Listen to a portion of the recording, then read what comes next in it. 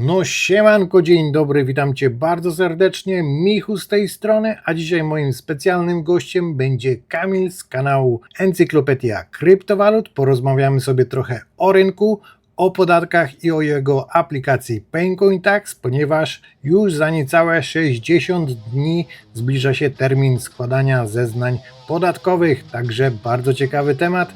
Bez przeciągania tradycyjnie zapraszam na intro!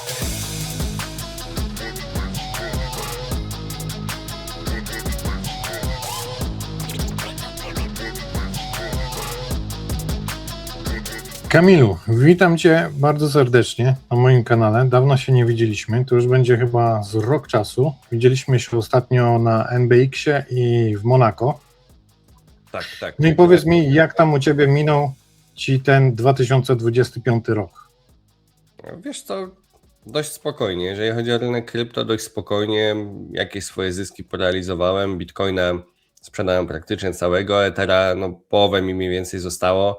Z altcoinami to faktycznie były wysoko, no to ich się pozbyłem w dużej części. Oczywiście został cały woreczek tokenów, które są teraz na minus 99% i nie szykują się do jakichś szczególnych wzrostów. Natomiast no myślę, że to jest standard. Jak ktoś inwestuje w altcoiny, to wie, że musi się z tym po prostu gdzieś tam liczyć, że część z tych tokenów spadnie do zera, no i się nie podniesie, tak? Summa summarum chodzi o to po prostu, żeby wyjść na plus. A poza tym dużo grałem w karty w różnych krajach, w różnych miejscach na świecie, więc na tym no, muszę powiedzieć, że skupiłem bardzo dużą uwagę, no bo tam miałem profit, tak? Tam miałem duży profit, a siedzenie po Discordach, Telegramach projektów kryptowalutowych, które udawały, że coś robią, a koniec końców i tak po listingu okazywała się dupa, no po prostu stwierdziłem, że lepiej wykorzystam ten swój czas gdzieś tam w innej branży. To wydaje mi się, że był dobry wybór. Ja też trochę bardziej się skupiłem na tworzeniu drugiego kanału vlogowego. A co do krypto... Zerkam. Słucham? Mówię, że czasem zerkam na filmy. Jak mi się pojawi gdzieś faktycznie miniaturka, czy na Facebooku, na Twitterze, to sobie kliknę. Jeśli chodzi o projekty krypto, to powiedziałbym, że to był bardzo nudny rok. Jeszcze pamiętam, jak robiłem takie rozeznanie wśród właśnie uczestników NBX-a, czy będzie ten alt season, czy nie, no to większość właśnie miała taką nadzieję, że to już. Jednak przez kolejne pół roku właściwie nic się nie wydarzyło. Były takie pompki pewnych segmentów, jednak no, to raczej nie było to, czego byśmy oczekiwali od rynku krypto, a alt season niestety nie nadszedł i jest jak jest.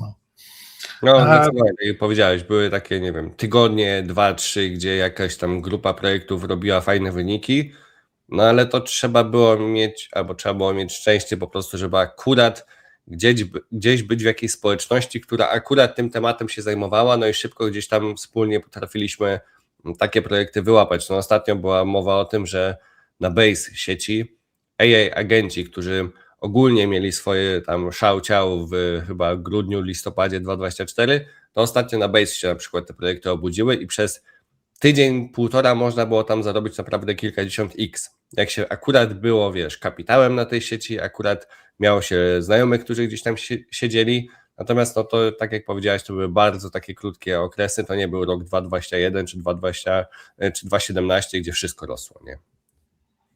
A jak się zapatrujesz na 2026?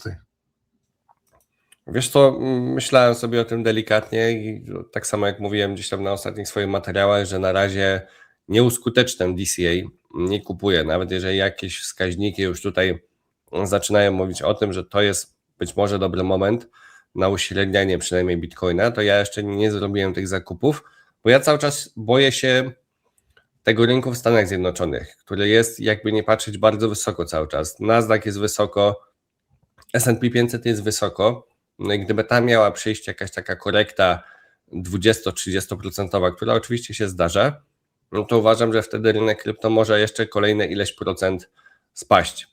I wtedy chciałbym się zapakować. Oczywiście to się nie musi wydarzyć, to się nie musi powtórzyć tak jak zawsze, no tylko, że te korekty na tym rynku amerykańskim też przychodzą od 100 lat, więc oczekiwanie, że tej korekty nie będzie i tam będzie już tylko i wyłącznie to the moon, przy niestabilnym prezydencie, przy tym, co się dzieje teraz na świecie, no to jest, wydaje mi się, trochę złudne patrzenie na ten rynek, więc ja po prostu z tymi zakupami jeszcze się wstrzymuję.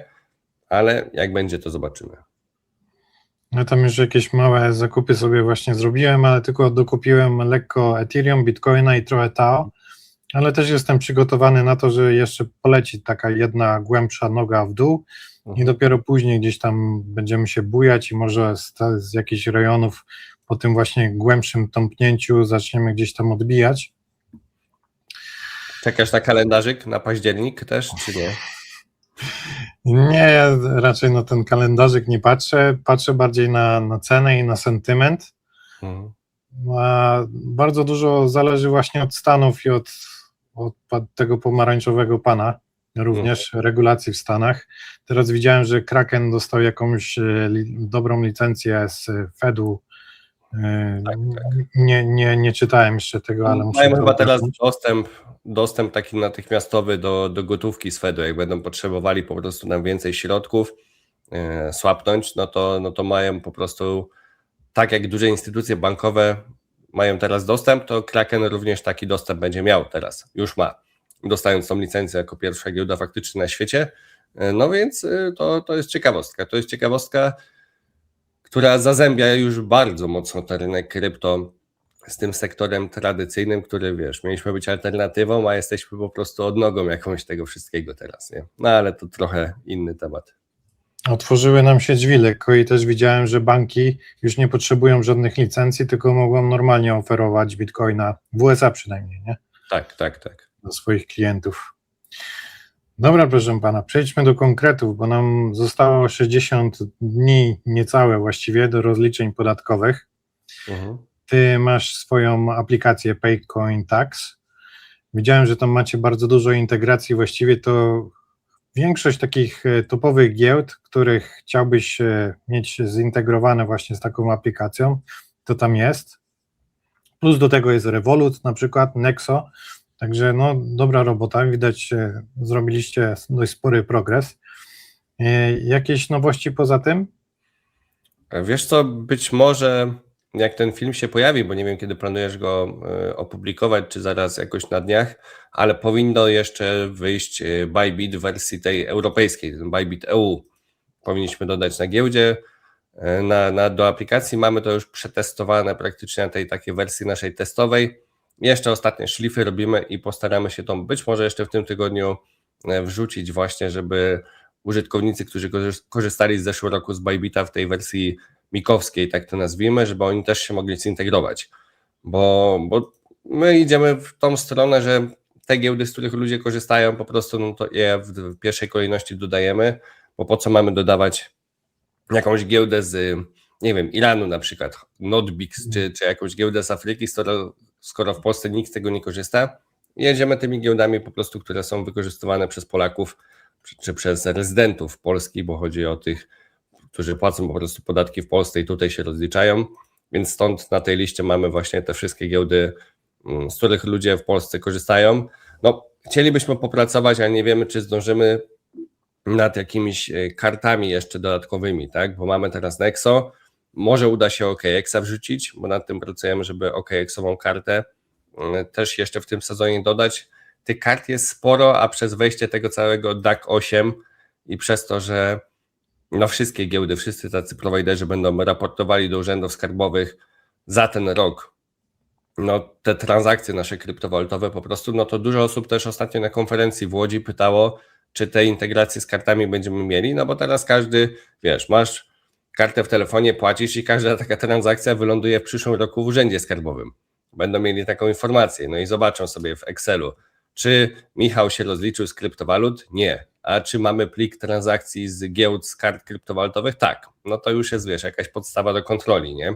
Także to jest sprawa, nad którą pracujemy, tylko rozwikłać transakcje, które są na tych kartach płatniczych, to jest naprawdę nie lada wyczyn, bo tam tych transakcji, przy jednej transakcji płatności w Biedronce, wy tak naprawdę w historii transakcji macie 5 różnych transakcji. Przewalutowanie, zaciągnięcie pożyczki, spłacenie tej pożyczki, sama zapłata i tak dalej. No to jest trochę roboty do zrobienia. Najlepiej jest chyba używać karty Nexo, tylko tej kredytowej wersji i pod zastaw Bitcoina robić transakcje, ale spłacać ten kredyt właśnie normalnymi fiatami, nie? Tak, to jest też opcja. Faktycznie ja korzystałem z Nexo wcześniej bardzo dużo, to tak robiłem. Teraz korzystam z innej karty. Wiemy, o jaką chodzi. Jak działa, to z niej korzystam. Jak nie działa, to wracam do Nexo. Ale staram się też płacić dużo gotówką w Polsce. No mam trochę jakieś tam po prostu gotówy, które leży i staram się, gdzie mogę, to tą gotówką jednak płacić. A właśnie, bo na Nexo jest cashback, na tej karcie OKX też jest cashback. Nie wiem, czy będziesz umiał odpowiedzieć na to pytanie, jak rozliczyć taki cashback później. Powiem Ci szczerze mówiąc, że nie mam pod ręką takiej odpowiedzi. Mogę zapytać się Marcina Michna, naszego prawnika, jak ten temat ugryźć i po prostu napiszemy gdzieś taki artykuł na naszym blogu. Na tym blogu mamy sporo artykułów, teraz jeszcze kilka się pojawi, bo są przygotowywane, więc o ten cashback też go po prostu zapytam wtedy. No z Marcinem mam nadzieję, że też będę mógł porozmawiać, bo też mam tutaj kilka pytań. Na pewno widzowie też byliby ciekawi dowiedzieć się różnych rzeczy, mimo że w sumie robimy takie materiały właściwie co roku, no ale te regulacje również się zmieniają, co chwilę nam coś tu dokładają i tak jak te karty, znaczy karty z kart to trzeba było się rozliczać już od zawsze w sumie, także to nie jest nic nowego. Ale wiemy, jak z tym bywało, nie? Jakby płacimy kartą gdzieś tam w Biedronce 50-100 zł, a kto to zauważy, kto się tym będzie przejmował, no ale niestety, tak jak mówię, no ta dyrektywa zmusi dużą część osób do tego, żeby się po prostu gdzieś tam z tego rozliczało, bo to będzie po prostu z automatu wysyłane do skarbówki, nie? Gdzie skarbówka, nie wiem, będzie miała jakiś filtr i powie, że jak ktoś tam miał do, nie wiem, szczeram, 10 000 złotych w krypto, dobra, to olewamy ich, szkoda naszego czasu, a dopiero jak ktoś będzie miał, nie wiem, powyżej 15 000 euro, to się zainteresujemy, tego nie wiadomo, nie? Też nie wiadomo, jak skarbówka będzie miała moce przerobowe, jakie oprogramowanie będzie miało do tego wszystkiego, tych informacji jeszcze nie ma. Poza tym, dyrektywa DAC 8 nie została jeszcze przez prezydenta jakby w Polsce podpisana. Ona prawdopodobnie na dniach zostanie podpisana wraz z, miejmy nadzieję, tą ustawą o kryptoaktywach w Polsce. Natomiast pytałem się też Marcina, czy to oznacza, że dopiero wiesz, te transakcje po podpisaniu będą przesyłane do skarbówki. On mówi, że no nie, no jak to miało być od 1 stycznia, to nawet jeżeli prezydent podpisze to 3 miesiące później, to i tak zadziała te parę miesięcy wstecz. Prawdopodobnie tak to będzie wyglądać. Ja w ogóle w Grecji miałem, w zeszłym roku przynajmniej miałem coś takiego, że transakcji z kart do 3000 euro miesięcznie nie musiałem rozliczać. Miesięcznie? Tak. Wow, no to super. To super. No ale nie wiem, jak to będzie w tym roku. No. Nie wiem, jak to będzie w tym roku, bo chodziło o to, że to był mój pierwszy rok rozliczeniowy tam i ze względu na to, że mogłem mieć jakieś oszczędności z wcześniejszych krajów, w których mieszkałem, to po prostu oni dawali taką ulgę, nie? To tak, no to pytanie, czy w kolejnym roku też to będzie faktycznie, nie? No teraz nie wiem, ale to z księgowym jestem non-stop w kontakcie praktycznie. A w Grecji do kiedy? Też do końca kwietnia, czy? Do maja chyba. Do maja jakoś. A my mamy na bieżąco wszystko raportowane, także co miesiąc robię aktualizację. Właśnie wczoraj miałem z nim kontakt. No, w żadnym kraju nie jest to przyjemny temat. Nie wiem, jak w Grecji wygląda podatek od kryptowalut. W Polsce no to 19%, jak popatrzymy sobie na mapę Europy, no to jesteśmy gdzieś tak po środku, nie? No są kraje dużo gorsze, są kraje też oczywiście zdecydowanie przyjemniejsze, jak nie wiem, Niemcy, Portugalia, chociaż Portugalia miała już w zeszłym roku takie zakusy, żeby jednak podatek wrzucić od tych kryptowalut, natomiast się wstrzymali trochę, poszli po rozum do głowy, zobaczyli, że jednak przez to trochę kapitału im przybyło do kraju, no ale jakieś takie Irlandie, UK, tam te kilkudziesięcioprocentowe podatki rzędu 40 parę procent, no to jest tragedia, nie? To jest faktycznie tragedia, więc jeszcze tam od wymiany krypto też się przecież płaci podatek, to już w ogóle jest kosmos, nie? No tak, w Norwegii też tak właśnie było, dlatego ja stwierdziłem, że trzeba się wynieść, bo to było nie do ogarnięcia po prostu i rozliczyliśmy się z księgowym w inny sposób, bo jak mu pokazałem listę transakcji z jednego miesiąca, krypto, gdzie tam miałem jakiegoś bota na jednej giełdzie i on mi powiedział, to jest wszystko, ja mówię, nie, to jest 1 miesiąc tylko. Z jednej giełdy. Wiesz, bez jakichś naprawdę fajnych narzędzi, nie wiem, czy tam w Norwegii jakieś takie istnieją, czy nie, no to nie ogarniesz tego, no. To też, wiesz, gdzieś był zarzut, po co takie narzędzie, nie? Ja mówię, no spoko, jak masz, nie wiem, 15 transakcji, 20 rocznie, to sobie to ręcznie obliczysz, to nie ma z tym żadnego problemu. To jest produkt dla osób, które mają no, setki transakcji, tysiące. Ostatnio mieliśmy klienta, aż nam się aplikacja normalnie chwilowo przywiesiła, bo gościu miał 100 chyba 60 tysięcy transakcji na jednej giełdzie, a tych giełd miał kilka, więc sumarycznie ja już nie pamiętam, ile tam tych transakcji zostało pobranych, natomiast to były jakieś kosmiczne liczby. No i powiedz mu teraz, oblicz sobie to ręcznie w Excelu, nie? No to... I dobrze to oblicz, wiesz, nie pomyl się gdzieś tam z kursami NBP, z jakimiś takimi rzeczami, które przy okazji kontroli będą gdzieś tam potrzebne. No, są i tacy gracze w Polsce. Dobra, a powiedz mi, jak wyglądają te pakiety, bo z tego co widziałem, to jest pakiet darmowy, tam chyba do 1000 transakcji. Do 20 transakcji właśnie to są dla tych małych osób, które korzystają na przykład, nie wiem, strzelam tylko z zondy, zrobiły parę zakupów bitcoina, może go raz sprzedały i one po prostu chcą się rozliczyć, nie wiedzą do końca jak to zrobić, to taka osoba rejestruje u nas konto i za darmo normalnie się rozlicza. A potem mamy jeszcze 3 pakiety. Cen nie zwiększyliśmy od zeszłego roku, są takie same ceny jak w zeszłym roku, czyli ten pakiet hobby za 200 zł, inwestor za 400 i Pro Trader za 800 i ten Pro Trader jest praktycznie takim pakietem no limit. Więc tutaj się te rzeczy nie zmieniły. No jeszcze z kodami różnymi zniżkowymi, tak jak chociażby ty masz swój kod zniżkowy, też można dostać jakiś upust w wysokości na przykład 10%. Tak, dokładnie. Ja mam 10%, spróbuję to tutaj pokazać właśnie na ekranie.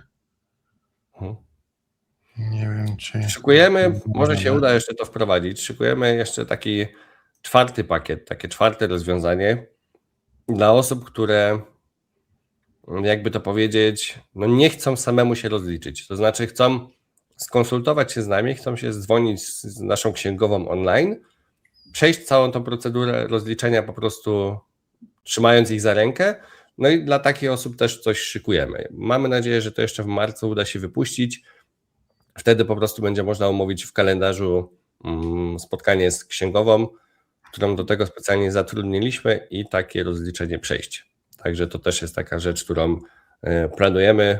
Tutaj jako w pierwszym miejscu po prostu o tym mówię teraz w tym momencie. Tutaj macie integracje w ogóle, które są dostępne. Także wszystkie w sumie giełdy, które są popularne w Polsce, to możecie tu znaleźć, nawet Mexi. Tak. Jak macie jakieś swoje propozycje odnośnie giełd, których tutaj brakuje, to śmiało. Mieliśmy jeszcze pytanie o Coinex na przykład, natomiast rozmawiałem z Bartkiem Juraszkiem, który w Coinexie pracuje i mówię, Bartek, no fajnie, dodamy Coinex, ale wy tam fiatów nie macie, to po co nam to w sumie, nie? Po co jakby klientom to na integrację? On powiedział, no w sumie faktycznie. Więc jeżeli jest jakaś giełda z fiatami, z polskimi, ale nie tylko z polskimi, wiadomo, fiatami, no to śmiało piszcie. Bingex może? Też jest chyba dość popularny w Polsce. Tak, tylko czy Bingex ma fiaty? Bo ja już nie pamiętam. Korzystałem trochę z Bingexa, ale nie pamiętam, czy Bingex ma fiaty. Też kiedyś korzystałem, ale za bardzo nic się tam nie działo. Ale wiem, że ludzie grają tam na dźwigni często. To tylko pamiętajmy, że jeżeli chodzi o rozliczenie futuresów, to jest inny podatek. My nie obsługujemy futuresów, bo to są inne rodzaje transakcji niż takie stricte kryptowalutowe, więc futuresy to jest inny temat.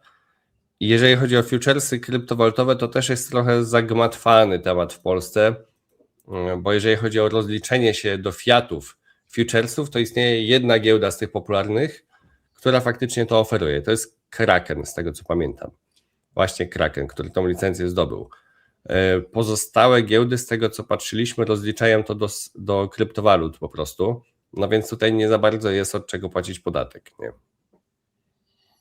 Kraken wydaje mi się, że wychodzi powoli na prowadzenie. Mimo, że może w Polsce nie jest aż tak bardzo popularny, chyba większość ludzi używa Binance, Bybit, BitGet, Mexi, to wydaje mi się, że Kraken pójdzie bardzo mocno do przodu niedługo. Wiesz, Kraken jest nudny, bo tam nie ma tych earnów, nie ma launchpadów, nie ma launchpooli, nie ma tych takich dodatkowych miejsc, no, gdzie wiele osób z nas zarabia, nie? Gdzieś tam jak na Bybicie, na Mexie, na BitGecie, no były te wszystkie takie oferty, gdzie te swoje kryptowaluty wrzucasz, no i zarabiasz od tego jakiś dodatkowy procent. Kraken tego nie ma. No, Kraken to jest taka zwykła, nudna aplikacja, gdzie można kupić bezpiecznie bitcoina, sprzedać Ethera, no i wysłać to na swoje konto potem, więc myślę, że stąd brak popularności Krakena w Polsce. Ja z Krakenem współpracowałem przez parę miesięcy i próbowałem gdzieś jakby opowiedzieć na tym kanale właśnie to bezpieczeństwo, że jeżeli nie szukacie jakichś fajerwerków, to Kraken naprawdę jest dobrą giełdą. Kraken jest jedną z niewielu giełd od początku istnienia, która nie została w żaden sposób zhakowana, zaatakowana, nie wypłynęły stamtąd dane klientów, nie wypłynęły stamtąd środki klientów i to nie jest żadna reklama tutaj na tym kanale, żeby ktoś nie myślał sobie, po prostu no, taka jest rzeczywistość, nie? Że tak jak wiele giełd niestety różnego rodzaju swoje problemy posiada, to Kraken akurat w historii nie miał problemów. No ale... Oni tam chyba mieli jakieś finansowanie albo od Fidelity, albo od BlackRocka, z tego co pamiętam. No i Kraken jeszcze nad swoim IPO cały czas myśli, nie? Żeby wyjść na giełdę w ogóle, także to też będzie ciekawa opcja. Druga giełda po Coinbase, która faktycznie być może na indeksach gdzieś tam się pojawi, no ale to zobaczymy. Oni do tego mają przecież jeszcze tą swoją aplikację Krak, która również ma kartę, też tam jest jakiś 1 czy 2% cashback, no i do tego InkChain jest sponsorowany właśnie przez Krak, także możliwe, że z tymi launchpoolami się coś tam ruszy. Tak. Gdy Ink wypuści swój token, wtedy będą mieć jakieś utility właśnie pod ten token, żeby właśnie stworzyć coś takiego, ale ciężko będzie pewnie z regulacjami. Zobaczymy, jak to od tej strony będzie rozwiązane. No, wypuszczą pewnie ten token, bo tam już są zaawansowane te działania. Zresztą jest ten blockchain, działa, nie? Mamy Perpdexa, mamy te NADO całe, tak? Nie wiem, czy kręciłeś tam wolumen jakiś, czy nie kręciłeś na tym wolumenie. Nie. Okej, no to jest taki pierwszy Perpdex od InkChaina. Ja tam parę milionów, czy paręnaście milionów wolumenu pokręciłem, bo też ma być właśnie airdrop. I to jest ciekawa taktyka tego chaina, że te airdropy mają być wypłacane w tokenie INK. Nie w kolejnym shitcoinie Aster, Hyperliquid czy coś tam, tylko faktycznie w tym tokenie bazowym, nie? Także zobaczymy, jak to też zadziała. Mają ten landing protocol, Tyron się nazywa, i teraz jeszcze przez jakiś czas mają być zredukowane fee po to, żeby właśnie ludzie się tym zainteresowali, coś tam sobie pokręcili, nałapali tych punktów, także no wygląda to ciekawie jak dla mnie. Tak, no ja mówię, tam trochę jestem zaangażowany, byłem w zeszłym roku bardziej zaangażowany, jak tam wiesz, cała masa memcoinów wychodziła na tym InkChainie, wtedy tam płynności oczywiście były żadne, tam można było wsadzić po 500, po $1000 maksymalnie, nie pompując ceny tokena o 100%, no i było takich parę perełek małych, tylko oczywiście to była gamblerka, nie? Nic poważnego stamtąd nie powstało, z tego co pamiętam z tamtego okresu, no ale teraz być może jak ten token faktycznie ujrzy światło dzienne, jak ludzie zobaczą pieniądze, które można gdzieś tam przy okazji zarabiać, to wtedy pewnie sporo kapitału się tam przeniesie. Dobra, Kamilu, przede wszystkim to chciałem z Tobą pogadać o aplikacji Paycoin Tax, także tutaj już chyba wyczerpaliśmy temat. Jeśli chciałbyś jeszcze coś dodać od siebie, to proszę bardzo. A tak to 10% zniżki ode mnie na kod Michu i tyle. Tak, no chciałem tylko potwierdzić to, że jesteśmy zadowoleni z tego, że ludzie, którzy w zeszłym roku się rozliczali u nas, to wracają, bo to jest jakby najlepsza ocena całej aplikacji. Tak? Jak klient wraca do nas, jak był zadowolony w zeszłym roku i w tym roku też mu wszystko pasuje, a doszło jeszcze kilka nowych giełd, no to dla nas to jest jakby tutaj, wiesz, największa pochwała tej pracy, którą wykonaliśmy i tych dodatkowych platform, które przez ten czas dodaliśmy, także więcej nie mówię, jak chcecie skorzystać, to zachęcam. Dobra, dzięki wielkie. Dzięki bardzo. Pozdrówki. Cześć.